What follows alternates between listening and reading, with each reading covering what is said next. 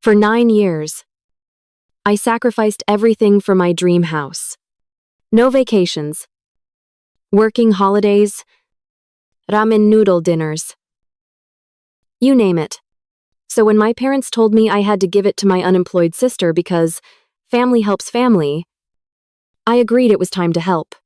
By helping her learn what the word homeless really means. We all have a breaking point. If you've ever felt taken for granted, hit that subscribe button. Because this is the story of how I finally took my life back. The late afternoon sun, the color of warm honey, streamed through the large bay window in my living room. It wasn't just a window, it was the reason I fell in love with this house. I remember the realtor trying to point out the updated plumbing and the new roof, but all I could see was how the light hit the original hardwood floors, making the grain glow like embers. I ran my hand over the worn oak mantelpiece above the fireplace. I'd spent an entire 3-day weekend stripping away layers of hideous white paint to reveal the beautiful wood beneath. There was a small, almost invisible scratch near the corner. A relic from the day I'd triumphantly moved in my favorite armchair. The one I'd saved up for over 6 months. Every flaw, every creak in the floorboards, every square inch of this house was a story. My story. For 9 years, I had poured my life, my youth, and every spare dollar into this place. It wasn't just wood and plaster, it was the physical manifestation of every brutally early morning, every double shift that bled late into the night, every missed vacation to Mexico with friends, every lonely dinner of instant ramen because my budget was stretched to its absolute limit. It was my sanctuary, the only place on earth where the noise of the world, and especially the noise of my family, faded away. A quiet peace settled over me, the kind that only comes from knowing you are truly, unshakably home. That peace was shattered by the cheerful, jarring ringtone I'd assigned to my mother. A perky pop song that felt more like an alarm bell. Isai hid, wiping a speck of dust from my finger, and tapped the screen. Megan. Honey.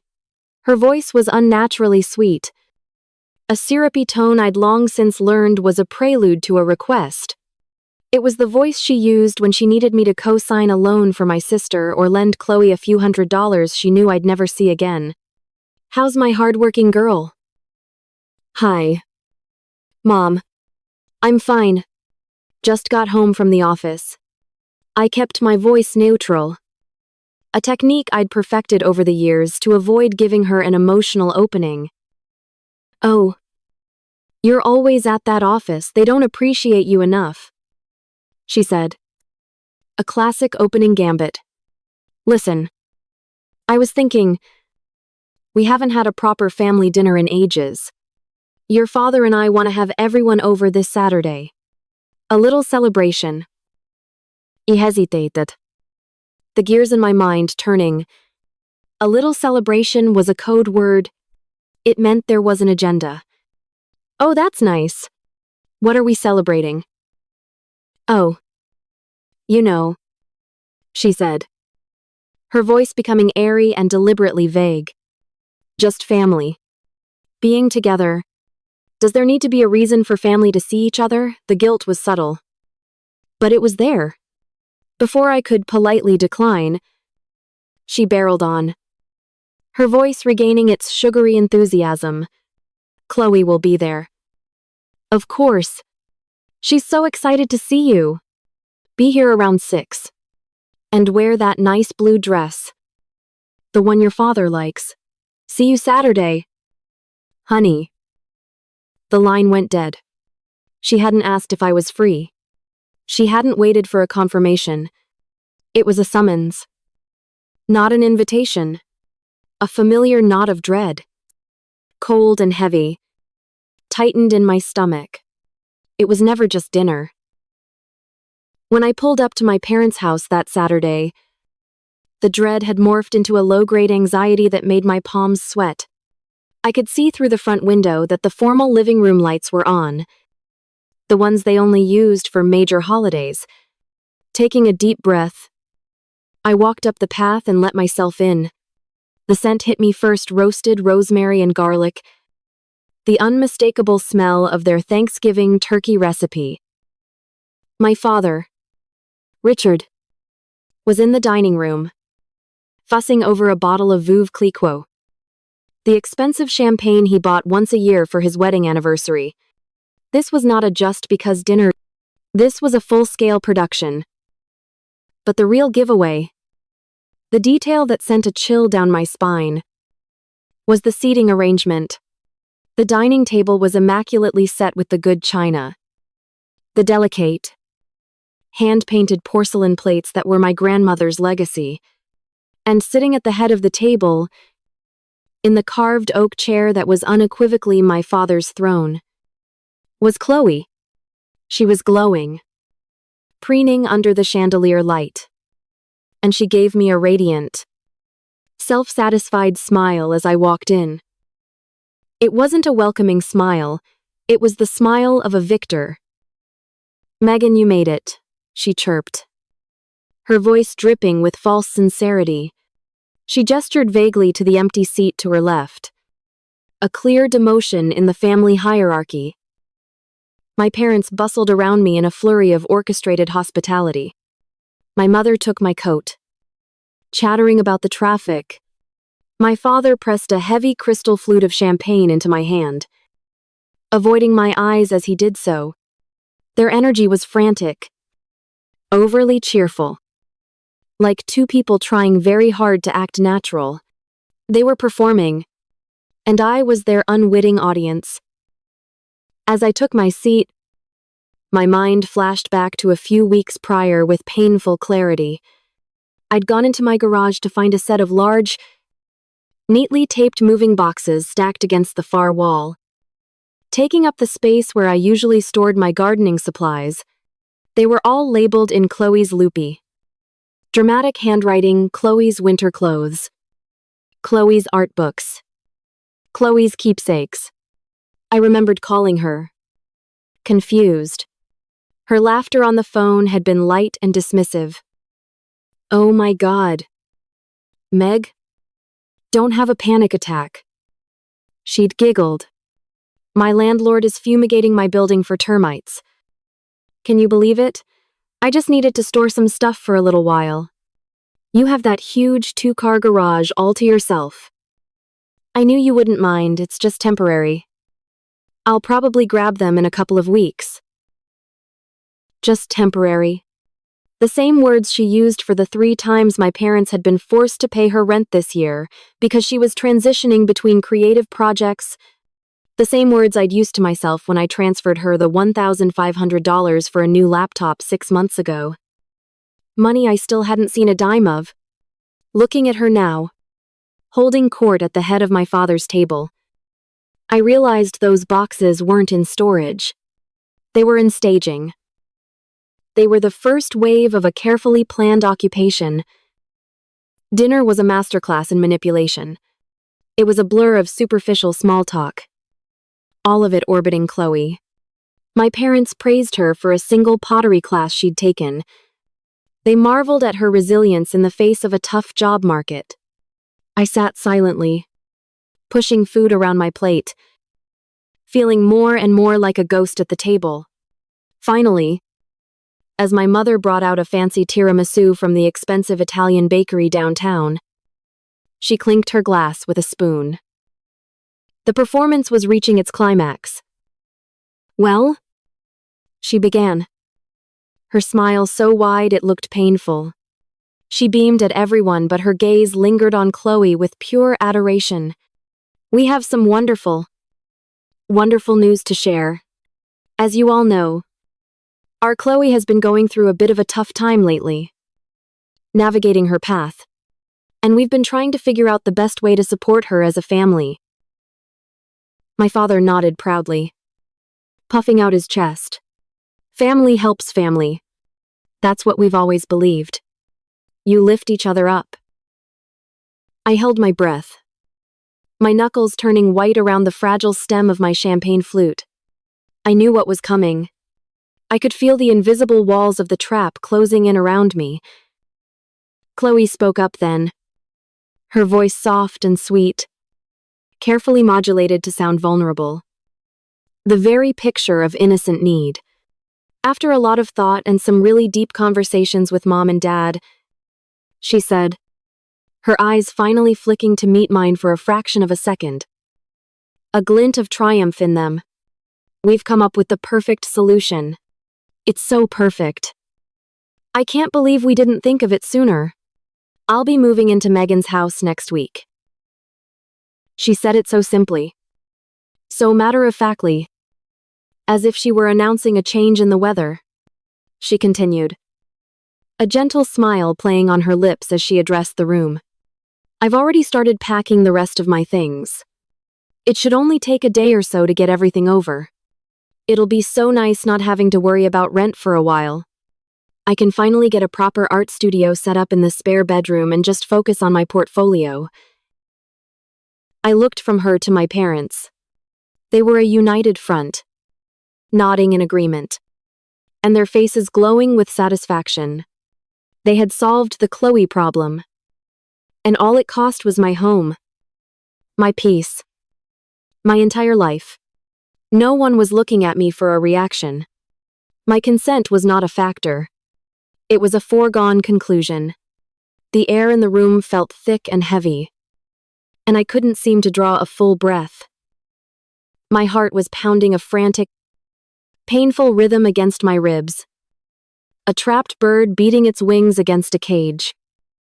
Then, a memory surfaced, sharp and clear as a shard of glass. A notification on my phone from a few days ago. My Aunt Karen, my mom's gossipy sister, had tagged my mother in a new Pinterest board. I'd ignored it at the time, assuming it was more tacky home decor ideas. My hands, surprisingly steady, moved under the table. I unlocked my phone, my fingers flying across the screen with a life of their own. I found the notification in my feed. The board was titled, Chloe's Dream Room Makeover. I clicked on it, and my blood ran cold. The screen was filled with images of pastel pink paint swatches, fluffy white faux fur rugs, and wall decals with nauseatingly cheerful quotes like live, laugh, love. And there, pinned right at the top, was a photo of my master bedroom, my bed, my furniture, my sanctuary. Below it, a string of comments. My mother will have to get rid of that old, dark furniture of Megan's, but the layout has so much potential for you. Sweetie. Aunt Karen, that big window will be perfect for an art easel, so happy for Chloe. They hadn't just planned it. They had decorated it. They had discussed getting rid of my belongings. In their minds, I was already a tenant in my own home. Soon to be an afterthought. A strange calm washed over me. A wave of ice water that extinguished the frantic panic and left behind something hard and cold as diamond. The rage was still there. But it was no longer a wildfire. It was focused. A white-hot laser beam of pure, undiluted clarity. They thought this was over. They thought they had won. They had no idea I'd been fighting a war for my own survival. A war they didn't even know existed. Slowly, deliberately, I placed my water glass back on the table. The small, sharp sound seemed to echo in the expectant silence. I have an announcement to make. Too, I said. My voice didn't shake. It was perfectly level, eerily calm, devoid of the emotional hurricane churning in my gut. Every eye in the room swiveled to me, their expressions a mixture of confusion and annoyance at my interruption. I reached into my handbag and my fingers closed around a crisp, manila envelope. I pulled it out and laid it on the table. The plain brown paper, a stark contrast to the fancy porcelain and gleaming silver. I slid it toward the center, right next to the half-eaten tiramisu. I sold the house last Tuesday. You could have heard a pin drop. The air crackled with stunned silence. My father's proud smile froze, then crumbled into a mask of confusion. My mother's face went slack with utter disbelief. Her eyes wide. Chloe just stared, her mouth slightly agape. The victorious queen suddenly finding her castle had vanished. I let the words hang in the air for a long, satisfying moment before delivering the final blow. The sale closes in 30 days. I have to be completely moved out by then. The silence that followed was absolute, until it was broken by a sharp, shattering sound. Chloe's champagne flute slipped from her nerveless fingers and exploded on the hardwood floor. A shower of glass and golden bubbles. No one moved to clean it up. They just stared at me. Their perfect family celebration in ruins. The consequences of their own entitlement lying in glittering in really and sharp pieces at their feet. The sound of the shattering glass seemed to hang in the air for an eternity. A sharp, crystalline echo in the suffocating silence. For a moment, no one moved. We were all frozen. A perfect tableau of shock and disbelief. My mother's hand was pressed to her mouth, her eyes wide with horror. Chloe stared down at the puddle of champagne and glittering shards at her feet, as if she couldn't comprehend what had just happened. Then, the spell broke. My father was the first to react. His face, which had been pale with shock, contorting into a mask of deep, crimson rage. He pushed his chair back so violently it screeched against the hardwood floor. "What have you done?" he roared, his voice a low, dangerous thunder I hadn't heard since I was a teenager. He wasn't looking at the broken glass. He was looking at me. "What in God's name have you done?" My mother found her voice next. But it wasn't angry. It was a high, theatrical wail, the kind she reserved for maximum emotional impact. "Megan, how could you? After everything, how could you do this to your sister? To this family?" Chloe, enque, dissolved into heaving sobs, her shoulders shaking. "My life is over," she gasped between breaths, looking at my parents with wide, pleading eyes. "Where am I supposed to go?" They all looked at me then. A triangle of condemnation. The judge, the prosecutor, and the weeping victim. They were waiting for me to break. To apologize. To tell them it was all a terrible mistake and that I would fix it. I could feel the immense weight of their expectation pressing down on me. The familiar pressure to be the responsible one. The one who smoothed everything over. But something inside me had snapped. The part of me that craved their approval, that would have buckled under their disappointment, had been cauterized and burned away by the fire of their betrayal. I felt nothing but a vast, cold emptiness. Slowly, I folded my hands on the table. I met my father's furious gaze, my mother's tear-filled one, and my sister's accusing stare. I said nothing. My silence was my answer. It was a wall they could not breach, a language they did not understand. With a calmness that I didn't know I possessed, I stood up. I picked up my handbag from the floor beside my chair. I didn't look at any of them again. I turned and walked out of the dining room. Is my footsteps the only sound besides Chloe's performative crying? As I pulled the heavy front door closed behind me, the sound of my father yelling my name was cut off, muffled into an indistinct roar of fury. I didn't flinch. I just kept walking to my car, got in, and drove away from the wreckage. The next morning, the assault began. It started with a call at 7 p.m, waking me from a restless sleep. The caller ID read Aunt Karen. I knew, with a sinking feeling, that the narrative had already been written. And I was the villain. I let it go to voicemail. But she immediately called back. Resigned. I answered. Megan. I have been calling and calling. Her voice was shrill. Laced with a righteous indignation, she wore like a badge of honor. Your mother is an absolute wreck. I cannot believe what you've done.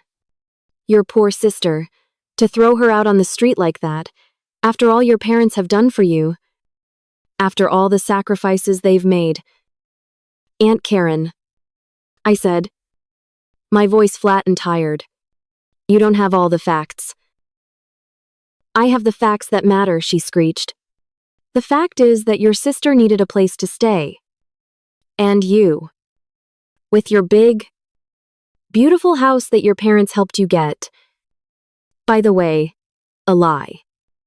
They hadn't given me a single penny.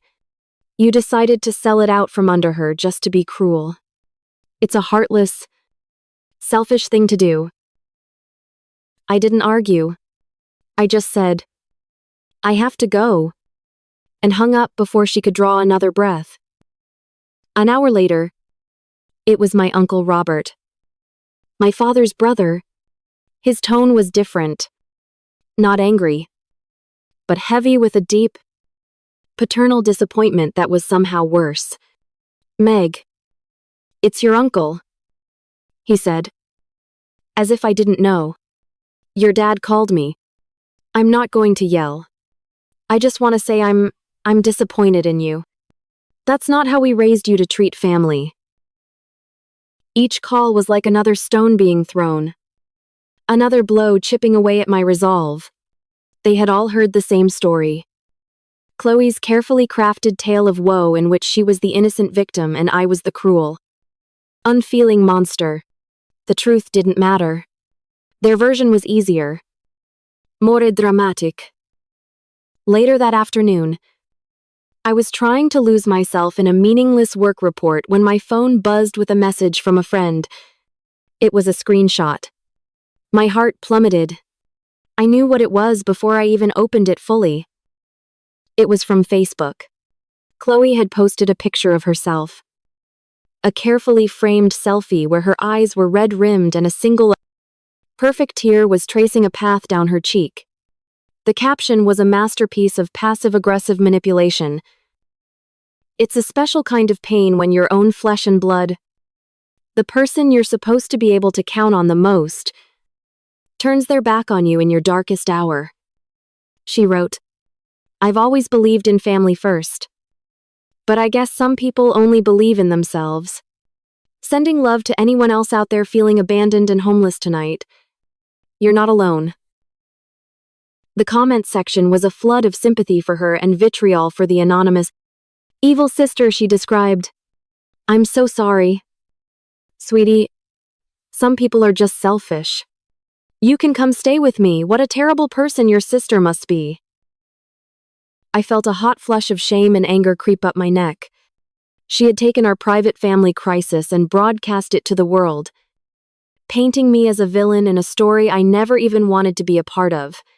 One of her friends had commented, She literally sold her house just so you couldn't live there. That's insane. Chloe's reply was the final twisting knife. She sold the house I was counting on. What is that if not making me homeless? I threw my phone onto the couch and retreated to the bathroom, leaning against the closed door as my breath hitched in my chest. I stared at my reflection in the mirror, at the dark circles under my eyes. The words echoed in my head. Heartless. Selfish. Disappointed. A terrible person. A sliver of doubt, cold and sharp, pierced through my anger. Was I being selfish? Was this an overreaction? I had a home, a stable job. Chloe had nothing. Maybe I was the monster they all thought I was. The thought was suffocating. A wave of guilt so powerful it made my knees feel weak. I splashed cold water on my face, my hands trembling. As I walked back into the living room, my eyes landed on a stack of mail on the kitchen counter. On top of the pile was an envelope from my mortgage company. Next to it, a bright red one. The second notice from the roofing company for the final payment on the $11,000 repair job I'd had to do in the spring. Underneath that was the invoice from the plumber for the $8,200 it cost to fix the burst pipe that had flooded my basement over the summer. I picked up the bills, the paper cool and solid in my hands. This was real. This was the truth they didn't see. The truth they never bothered to ask about. The late nights I'd spent staring at my bank account, my stomach in knots, trying to figure out how I was going to make it all work. The quiet, desperate panic that had become my constant companion. The doubt vanished, replaced by a surge of cold, hard certainty. This wasn't about selfishness. This was about survival. I hadn't sold my house to hurt Chloe. I had sold it to save myself. My hands were still shaking, but now it was with adrenaline, not doubt. I scrolled through my contacts until I found the name Aunt Susan. She was my mother's older sister. But she was nothing like her. Susan was practical. No nonsense. And the only person in my family who had ever seen me for who I was. Not what I could provide. I pressed the call button. She answered on the second ring. "Megan, is everything all right?" Her voice was calm. Steady. And for the first time since this whole nightmare began, I let myself fall apart. The story came tumbling out. A choked, messy torrent of words and tears. I told her everything: the dinner, the Pinterest board, the boxes in the garage, the phone calls, the Facebook post. I didn't try to sound strong. I just let the hurt and the anger and the exhaustion pour out of me. She didn't interrupt. She just listened. When I was finally finished, my voice hoarse, there was a moment of silence on the line. "Megan, listen to me very carefully," she said. Her voice firm but kind. "You did absolutely nothing wrong. Do you hear me? Nothing. That house is yours. It was bought with your sweat and your tears and your sacrifice. It is not a community resource center for your sister's bad decisions." A sob of pure, unadulterated relief escaped my lips.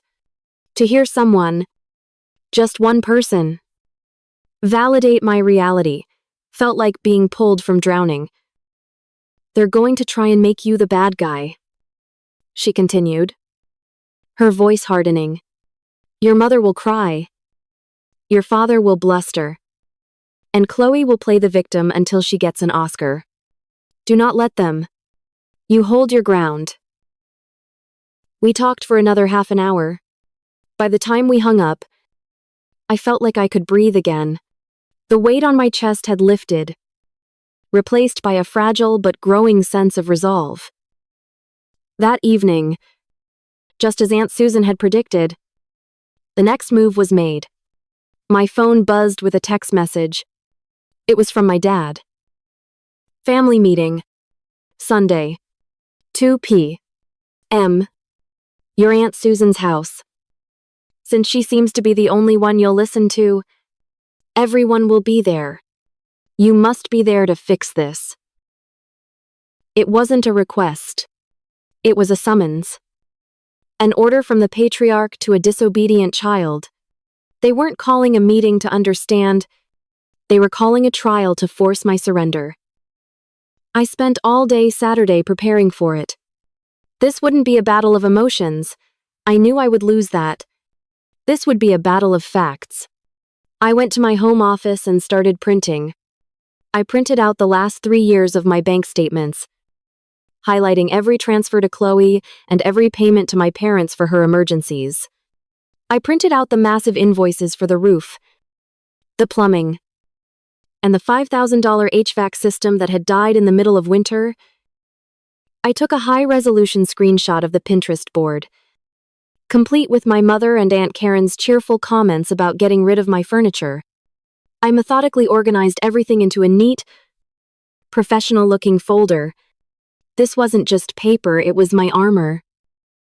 Late that night, as I sat in my quiet living room, surrounded by the first few packing boxes, my phone lit up one last time. It was a text from my mom. "I hope you come tomorrow ready to do the right thing. Megan." It read, "This has gone on long enough. Please apologize to your sister and fix this mess you've made." Fix this mess I've made. The manipulation was so blatant. So familiar. They still saw me as the problem, and my apology as the solution. I looked down at the thick folder sitting on the coffee table. My truth. My evidence. I picked up my phone and typed a simple reply. "I'll be there. And I'll be bringing the truth." The drive to Aunt Susan's house on Sunday was the longest 20 minutes of my life. With every red light, my heart hammered against my ribs. A frantic drumbeat of anxiety and adrenaline. The folder I had prepared sat on the passenger seat beside me, its weight feeling both impossibly heavy and reassuringly solid. It was my shield and my sword. I clutched the steering wheel, my knuckles white, and focused on my aunt's words, "You hold your ground." Her house was a calm oasis compared to the formal, judgmental atmosphere of my parents' home. It was filled with books, thriving plants, and the smell of freshly brewed coffee. But today, the air was thick with a tension so palpable, it felt like I could taste it on my tongue, bitter and metallic. They were all there. A grim tribunal arranged in a semicircle in the living room. My father and mother sat stiffly on the sofa. A formidable, united front of parental disappointment. Chloe was curled into a large armchair, already dabbing at her eyes with a tissue. A preemptive strike of victimhood. Aunt Karen and Uncle Robert were on matching chairs, their arms crossed, their faces set in stern judgment. They were a jury that had already reached a verdict. The only open seat was a small armchair directly opposite them, next to another chair where Aunt Susan sat. She gave me a small, almost imperceptible nod as I walked in. A silent message of support. I took my seat, placing my handbag on the floor and the manila folder squarely in my lap. The silence stretched, heavy and suffocating. My father, ever the patriarch, decided to begin the proceedings. He cleared his throat, the sound unnaturally loud in the quiet room. "Megan," he began, his voice low and measured. The tone he used when he was about to deliver a lecture he felt was for my own good. "We are all here because we are a family, and this family is in pain. Your mother is beside herself. Your sister is distraught. And frankly, I am deeply, deeply disappointed. Your actions last week were impulsive, selfish, and have caused an incredible amount of damage." He leaned forward, his elbows on his knees, his expression one of grave seriousness. "So, we are here today for you to explain yourself. And then, to figure out how you are going to make this right. The first step is for you to cancel the sale of your house."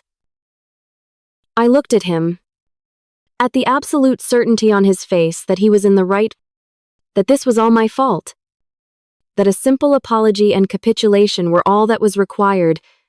The last vestiges of fear I had felt in the car evaporated, replaced by a cold, clear resolve. I did not raise my voice. I did not argue. I simply leaned forward, placed the folder on the heavy oak coffee table that separated our two camps, and opened it. "Before anyone else says another word," I said, my voice steady and even, "I think it's important for everyone in this room to understand a few things. You all seem to have a very clear picture of my life, my finances, and my obligations. I'm here today to show you the real picture. I reached into the folder and pulled out the first document. I slid it across the table, so it stopped directly in front of my father. It was the invoice from Apex Roofing. The logo stark at the top. The final balance circled in red ink. This, I said, my voice cutting through the silence, is a bill for $11,000. It's the final payment for the new roof I had to have installed in March after the winter storms. Mom, Dad, you might remember that it was right around the time you asked me why I wasn't joining the rest of the family on the cruise to the Bahamas. This is why. My mother flinched as if I'd slapped her. My father stared at the number, his brow furrowed in confusion. I didn't give them time to recover.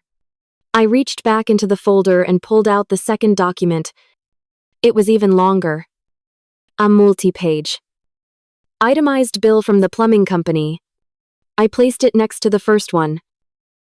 And this is an invoice for $8,200.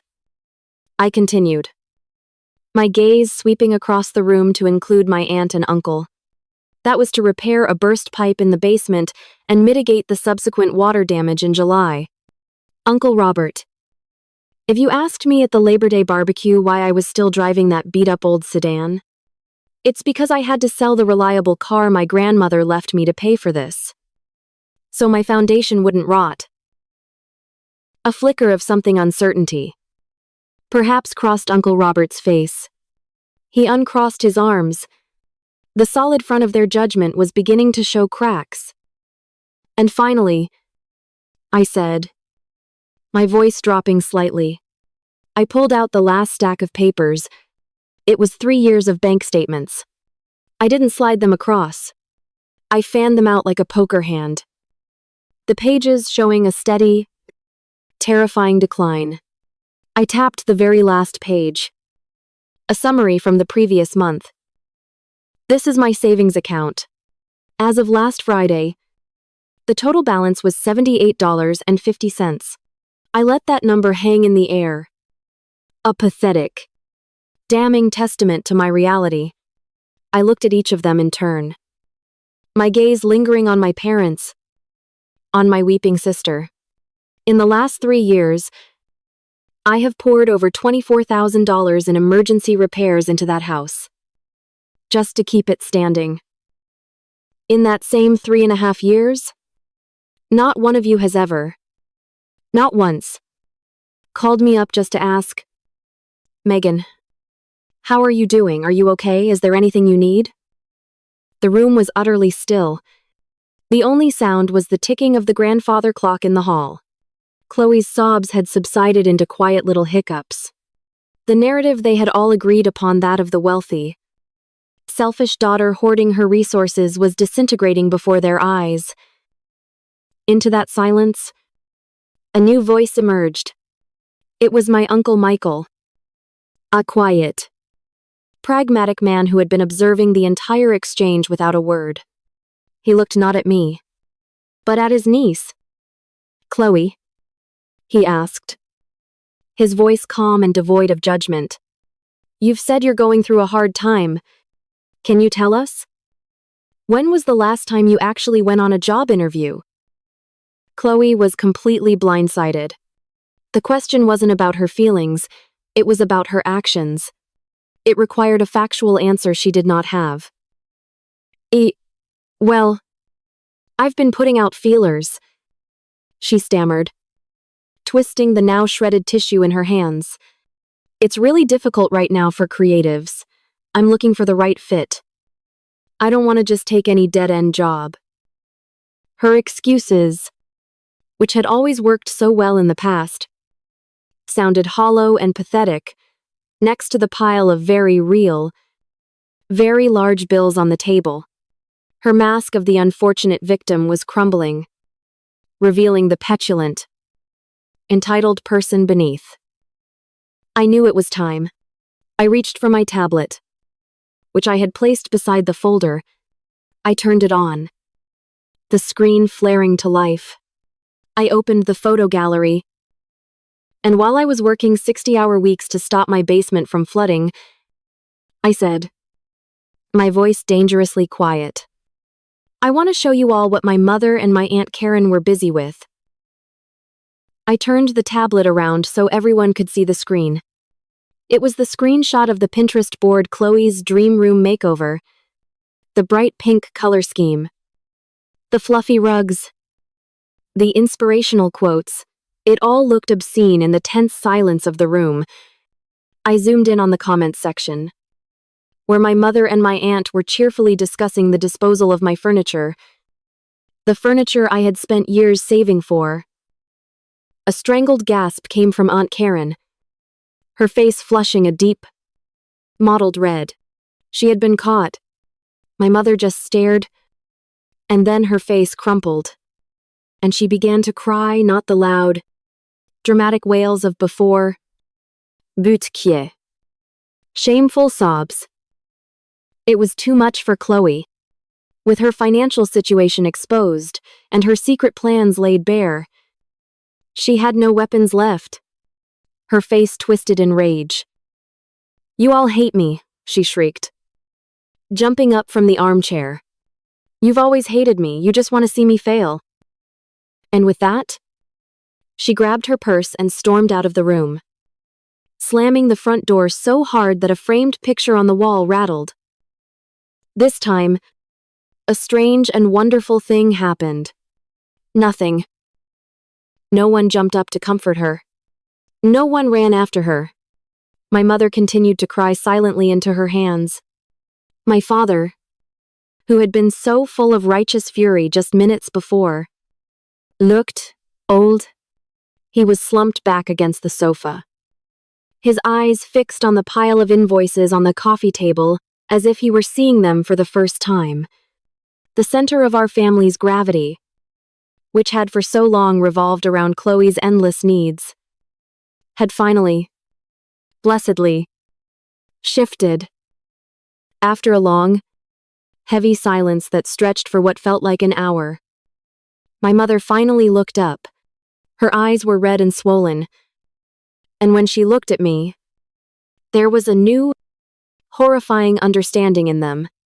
She opened her mouth, and I braced myself for an apology, for a plea for forgiveness. But that's not what came out. So, she whispered, her voice raspy. What are we supposed to do now? My mother's question whispered into the deafening silence of the room, hung in the air like a puff of smoke. So, what are we supposed to do now? For a dizzying, heart-stopping moment, the old Megan, the fixer, the responsible one, almost answered. The instinct was so deeply ingrained in me that the words nearly formed on my lips. We'll figure it out. I'll help you look at apartments for her. We can make a budget. The impulse to smooth things over, to manage their feelings, to take their burden back onto my own shoulders, was a reflex as natural as breathing. But I held my breath. I looked at my mother's tear-streaked face, at my father's defeated posture, at the empty chair where my sister had sat, and I saw them not as my parents, but as two people who had just realized their safety net had vanished. And I knew that if I spoke the old words, if I offered the old comfort, nothing would ever change. This entire painful ordeal would have been for nothing. I took a slow, deliberate breath and let it out. That, I said, my voice softer than I expected, but as solid as granite, is not my problem to solve anymore. The finality in my tone was absolute. It wasn't angry or vengeful. It was a statement of fact, a boundary drawn not in sand, but in concrete. Aunt Karen looked down at her hands. Uncle Robert shifted uncomfortably in his chair. Aunt Susan gave me a look of profound, quiet pride. My parents just stared at me.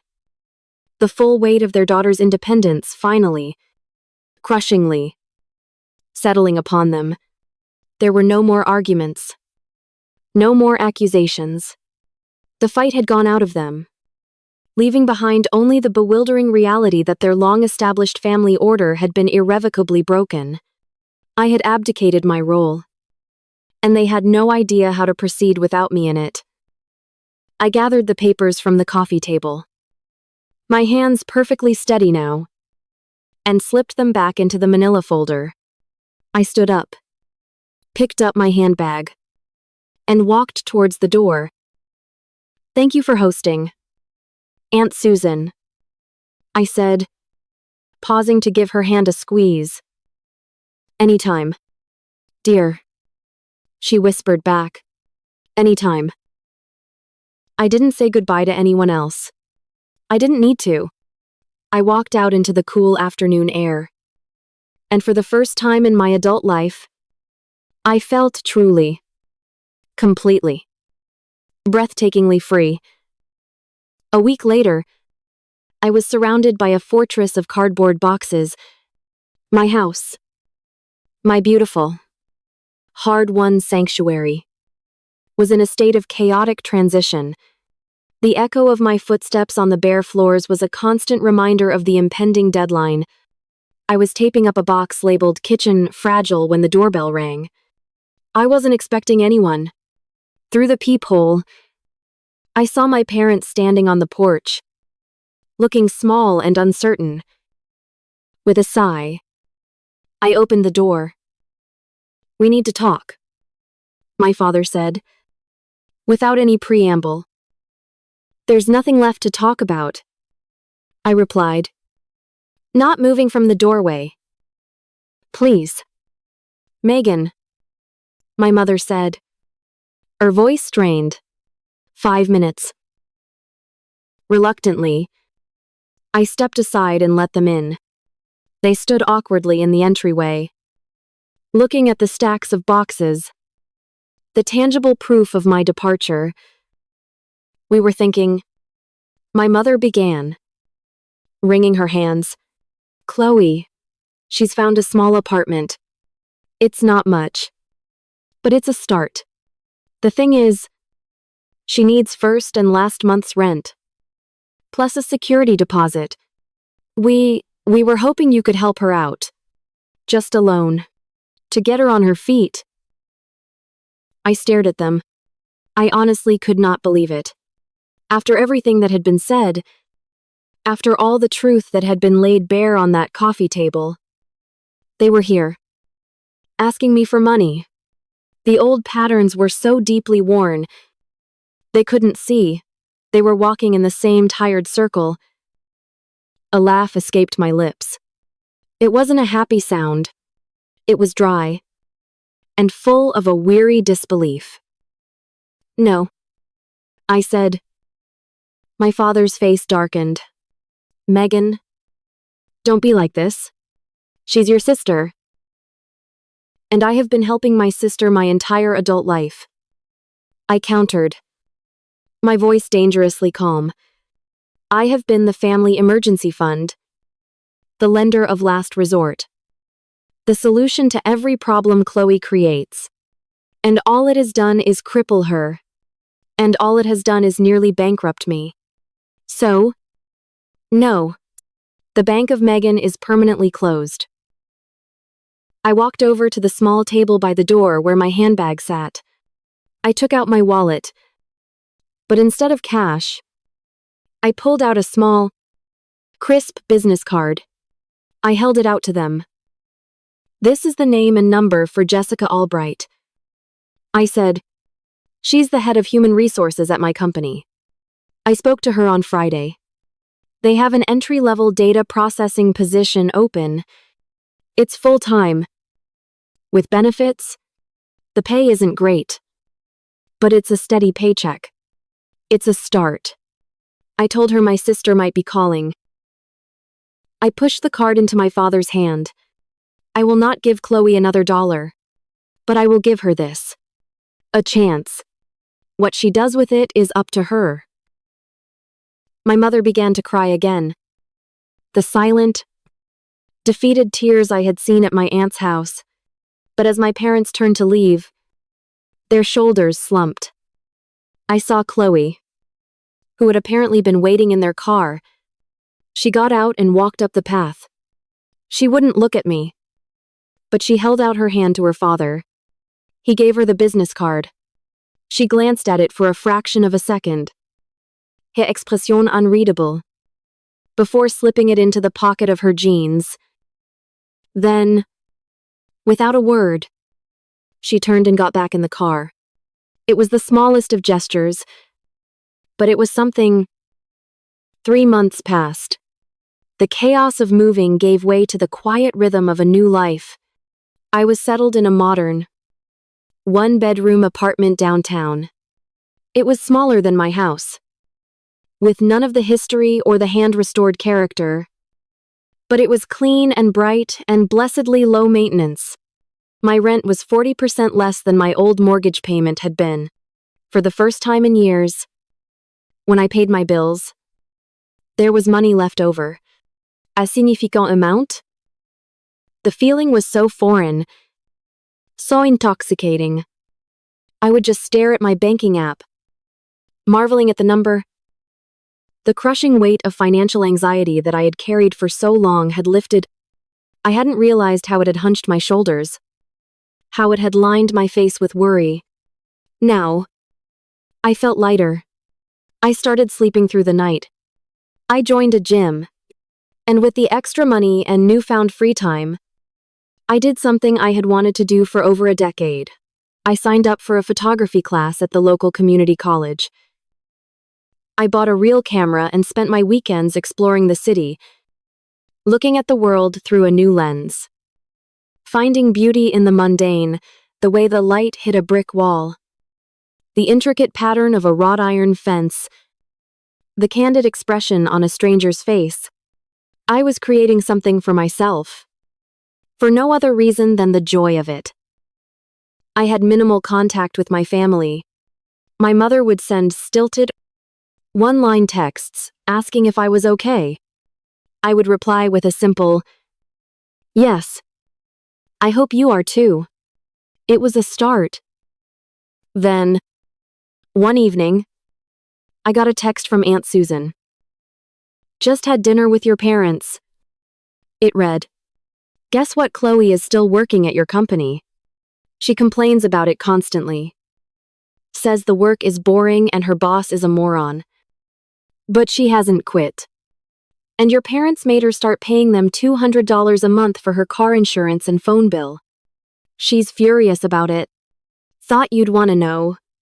P.S. They're making progress." I smiled. A real, genuine smile. It wasn't about the money. It was about the responsibility. The tectonic plates of our family dynamic were slowly, painfully, grinding into a new alignment. A few weeks after that, my mother called. She invited me to a family dinner. I hesitated, the old anxiety stirring, but her voice was different. There was no agenda in it. Just a quiet hope. I agreed to go. The dinner was at their house, but the atmosphere was completely changed from that fateful night months ago. It was quiet, calm. Chloe was there, looking tired but less fragile. We sat at the table, and the conversation was stilted at first. Then, Chloe started talking about a ridiculously difficult customer she'd had to deal with at work. She told the story as a complaint, but underneath it, I heard something new, a note of pride, of accomplishment. She had handled a difficult situation on her own. And then, the miracle happened. My mother turned to me, her expression one of genuine interest. "So," she said, "how's that photography class going?" "Honey." It was a simple question, but it was a question about me, about my interests, my life. It wasn't about what I could provide, or what I owed them. or what problem I could solve. In that moment, I felt a final, definitive click, like a lock disengaging. A weight I hadn't even fully realized I was still carrying lifted from my soul. I was no longer the family solution. I was just Megan. I took out my phone and showed her a picture I had taken the previous weekend. A black and white shot of an old man sitting on a park bench. His face a roadmap of wrinkles and stories. She looked at it. Really looked at it. And said, "Megan, that's beautiful." I drove home that night feeling a profound sense of peace. My relationship with my family wasn't perfect. It would probably always be complicated. But it was real now. It was built on a new, more honest foundation. I stood at the window of my apartment, looking out at the glittering tapestry of city lights below. My future felt as vast and as bright as that view. I had lost a house, a physical structure of wood and nails that I had once believed defined me. But in its place, I had found myself. I had learned that setting a boundary wasn't an act of cruelty, but an act of love for myself. First and foremost, and a tough, necessary love for the family I had to teach how to stand on their own. By closing the door to my house, I had opened a door for everyone else to finally grow up.